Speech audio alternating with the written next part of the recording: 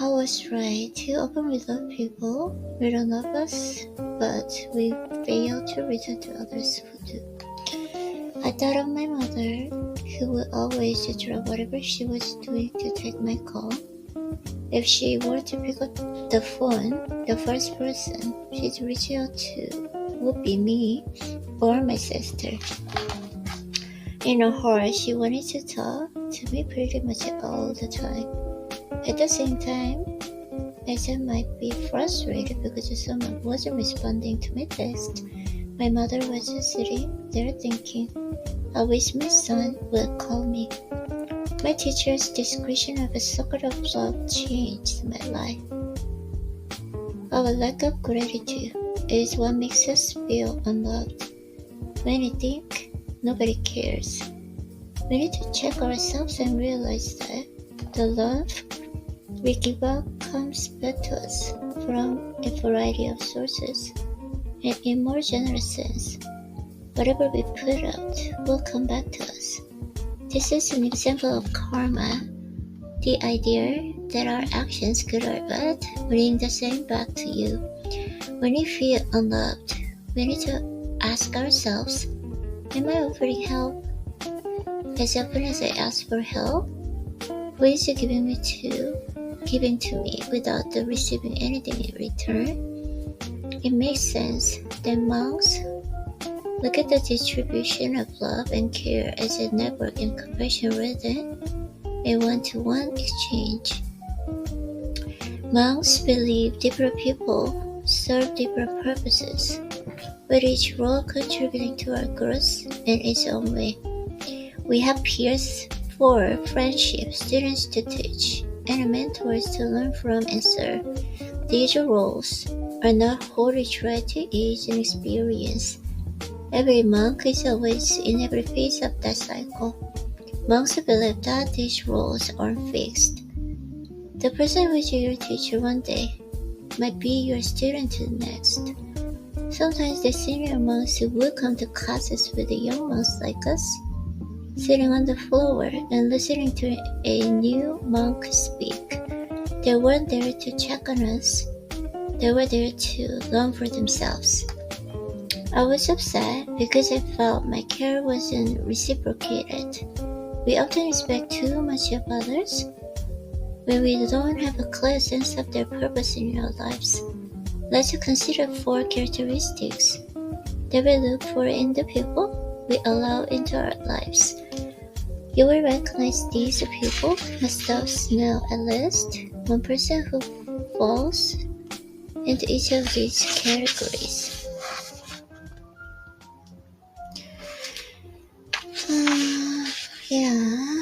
Competence. Someone has to be competent if we are to trust their opinions and recommendations.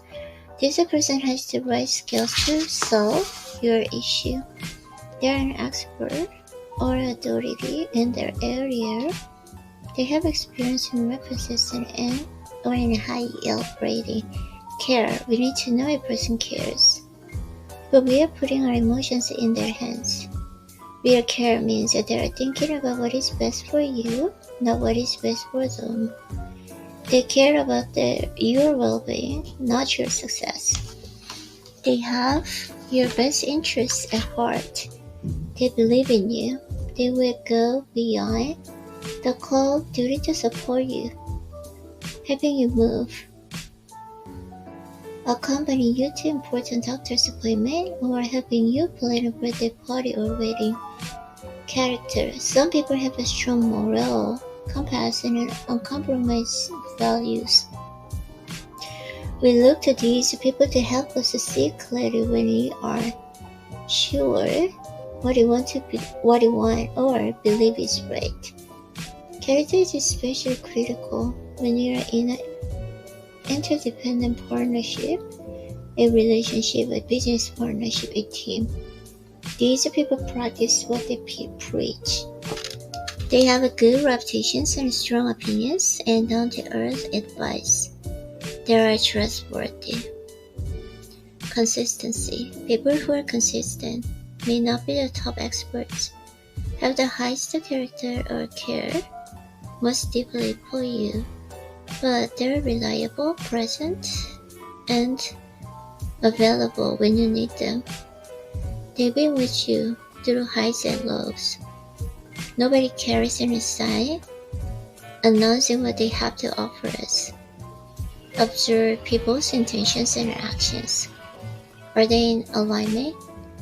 Are they demonstrating what they say their values? Do their values correspond with yours? We learn more from behaviors than promises. Use the four types of trust to understand what you're attending to a person and whether you are likely to connect as a friend, a colleague, or a romantic partner. Ask yourself, what is my genuine intention for getting involved in this relationship? Swami is a good or spiritual person. I have the utmost trust in his character, but when I told him I wanted to leave, essentially not going to media, he said, I have no idea what you should do. He's one of my most valued advisors, but it was silly to expect him to have an opinion about my career, and he was wise enough not to pretend to have one. We tend to expect every person to be a complete package, giving us everything we need. This is setting the bar impossibly high. It is hard to find the person as it is to be that person. The four types of trust will help us to keep in mind what it can and can't expect from them. Even your partner can't provide care, character, competence, and consistency in all ways and at all times. Care and character, yes. But nobody is competent in all things. And though your partner should be reliable, nobody is consistently available in the way you need them. We expect our life partner to be our everything and complete us. Thanks. But even within that deep and lifelong union, only you can be your everything. Being attached with people who weren't family and otherwise connected to us and give us realistic perspective. There, it was clear that nobody could or should play every role. Sweeney similarly found 3 C's and trust: competence, caring, and character. Exercises like the one above are meant to attach labels to people. I'm against the labels, as I explained, because they reduce the meaning of nuances and hues of light to black and white. The monk approaches to look for meaning and explore what you need to move forward instead of getting locked in judgment. However, when we apply filters like in 4 C's, we can see if one network and compassion is broad enough to guide us through the complexity and chaos of my life. Even if we got M4 C's covered, we benefit from multiple viewpoints within each of these categories. A mother's care isn't the same as the mentor's. One person with a character might give a great romantic advice, while another might help you through the family argument. And one consistent friend might be there for you during breakup, while another is always available for a spirit hike. In order to find diversity, we have to be open to a new connection.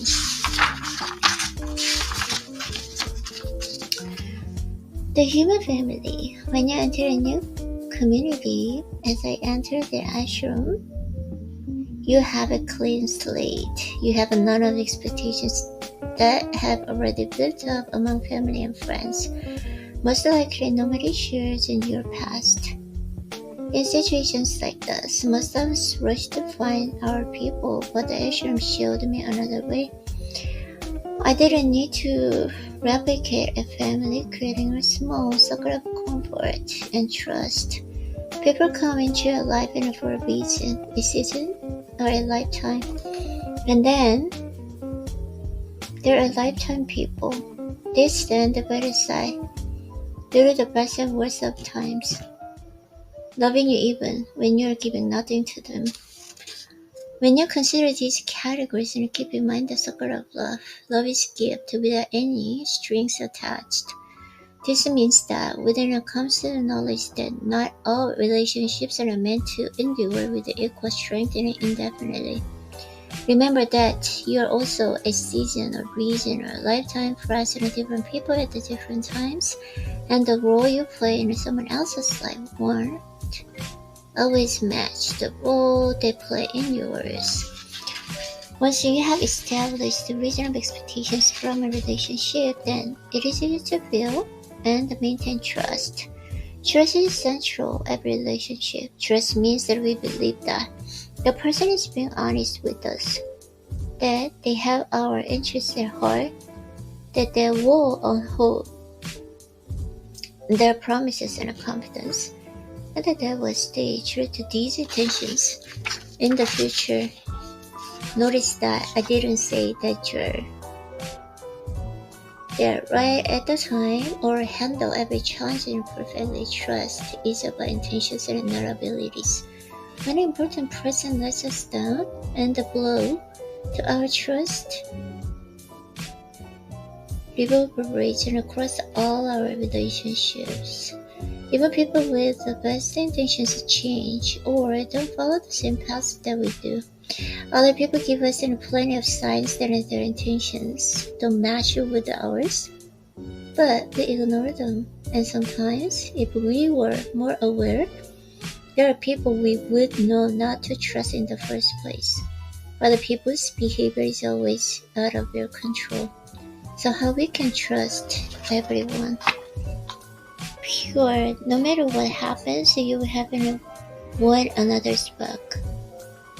We aren't careful with when or how we give our trust.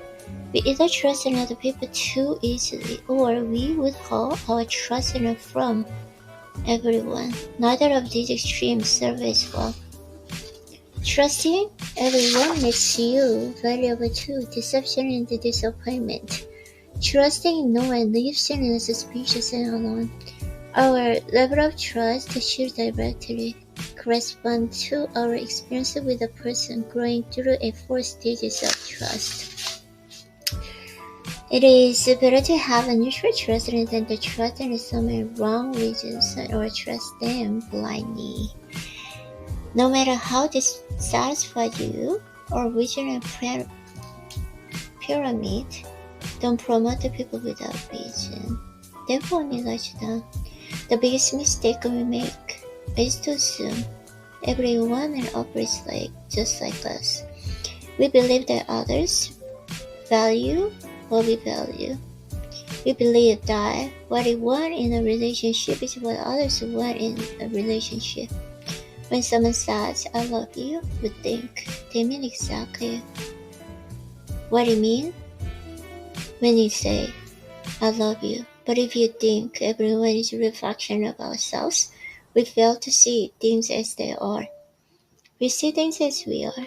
Mutual trust requires patience and commitment. It is built on a true understanding of other person in spite of, and because they are separate from us and view the world differently. The way to step back from the making presumptions is to closely observe their words and behaviors. When people show you their level of trust, believe them. I want you to feel grateful for the people you can trust and to feel honored by those who trust you. If you have mutual trust for someone, that's cool too. Accept the people as they are and you give them the chance to grow and the proof to be more. We set ourselves up for long-term trust and when you let it evolve naturally. Relationships rarely get to a point where both the participants can say, I absolutely know this person and they absolutely know me. Like a curve that continually approaches but never reaches a line. You never get to the point of saying, I trust them fully and they trust me fully forever and ever. Trust can be threatened in small and large ways and need to be reinforced and rebuilt on a daily basis. making and fulfilling promises and contractual trust, giving those you care about sincere compliments and constructive criticism, going out of your way to offer support, mutual trust, standing by someone even when they're in a bad place, have made a mistake, or need the help to recover any significant time, pure trust. It sounded ridiculous, even impossible, but I knew the purpose behind it. To save the effort and energy that went into being validated into a romantic relationship, and to use it and build a relationship with myself. My romantic entanglements had brought me fulfillment, so I was willing to try experiment of self-control and discipline. The right use energy. In the dating world, when you walk into a bar, you look around to see who is attracted, or you swipe through potential mates online without giving a second thought to how much time you spend in the effort to hook up. But imagine if you could buy that time back for yourself. If you could recall everything you've ever invested in relationships and it didn't pan out, that attention and focus could be used for creativity, friendship, and introspection in industry. Now, this doesn't mean every failed relationship is a waste of time. On the contrary, we learn from each mistake. But think of a time around the relationship, waiting for a text and wondering if they like you, trying to make someone change into the person you want them to be. If we are thoughtful about the needs and expectations, our time and energy go to far better use.